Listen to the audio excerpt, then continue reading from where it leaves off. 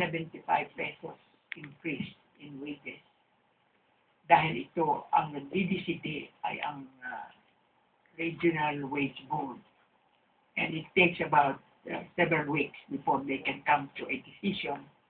So tomorrow, there is no announcement of whether the demand for 75 pesos increase will be granted or how much will be granted. Pero magbalik tanaw lang tayo na nung panahunan ni Presidente Marcos, halos araw-araw ay huelga. At ang mga karsada ay mga pulahang bandera ang mga nagwawagayway. At dahil sa kadalasan ng huelga, ang ekonomiya was affected because many factories closed down. And so, President Marcos, one of the reasons for his declaring martial law was the frequent strikes that have been taking place during his administration. And when martial law was declared, the strike was banned. No strike. And when democracy was restored, our president was Corazon Cojuangco Aquino.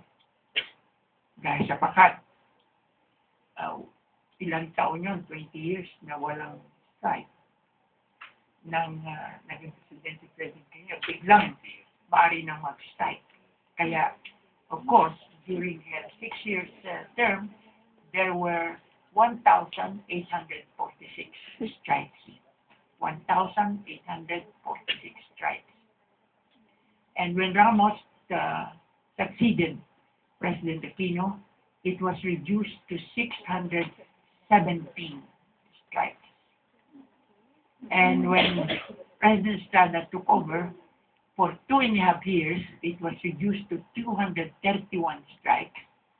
And during President Macapagal Arroyo, in 9.5 years, there were 173 strikes.